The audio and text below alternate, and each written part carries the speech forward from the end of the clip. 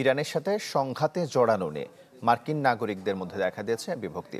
President ট্রাম্পের বিরুদ্ধে ক্ষোভ বাড়ছে তার দল রিপাবলিকান পার্টিতেও।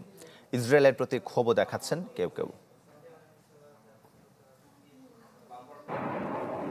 ইরানের পরমাণু কর্মসূচি রোধ ও খামেনি সরকারের পতনের মিশনে নেমেছে ইসরায়েল, যাতে অন্ধ সমর্থন দিয়ে যাচ্ছেন মার্কিন প্রেসিডেন্ট ডোনাল্ড ট্রাম্প। চলমান সংঘাতে যুক্তরাষ্ট্রের জড়িয়ে পড়ার গুঞ্জন জোরালো হওয়ায় এবার নিজ দেশের তোপের মুখে এই বিশ্বমোড়ল। ট্রাম্পের দেওয়া মেক আমেরিকা গ্রেট এগেন ও আমেরিকা ফার্স্ট নীতি নিয়ে জনমনে উঠেছে সংশয়, আস্থা হারাচ্ছেন অনেকেই। ইসরায়েলের প্রতি ক্ষোভও দেখাচ্ছেন কেউ কেউ।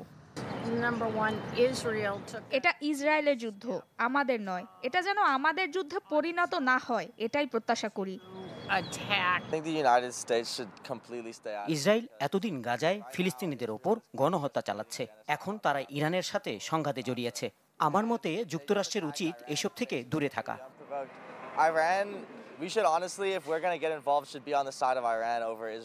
বিরোধী দল ডেমোক্রেটিক পার্টি তো বটেই, নিজ দল রিপাবলিকানদের অনেকেই ক্ষোভ ঝাড়ছেন ট্রাম্পের ওপর। কংগ্রেসের অনুমতি ছাড়া ইরান ইসরায়েল সংঘাতে মার্কিন সেনাবাহিনীকে ব্যবহারের বিরোধিতা করছেন রিপাবলিকান পার্টির অনেক সদস্য। তবে এর মধ্যে কেউ কেউ চাচ্ছেন সীমিত পরিসরে সংঘাতে জড়াক যুক্তরাষ্ট্র। গত বছর গ্যালাপের এক জরিপে দেখা যায় ইরানের পারমাণবিক অস্ত্র উন্নয়নকে যুক্তরাষ্ট্রের নিরাপত্তার জন্য গুরুতর হুমকি মনে করেন ৭৭% মার্কিনী। তবে সাম্প্রতিক জরিপে ইরানের হুমকি মোকাবেলায় যুক্তরাষ্ট্রের সামরিক হস্তক্ষেপের প্রতি অনাগ্রহ দেখিয়েছেন অনেকেই।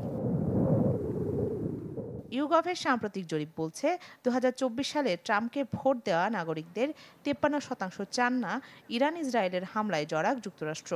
উল্টো ইরানের পারমাণবিক অস্ত্র অর্জন ঠেকাতে শান্তিপূর্ণ সমাধানের প্রতি আগ্রহ দেখাচ্ছেন অনেক মার্কিনী।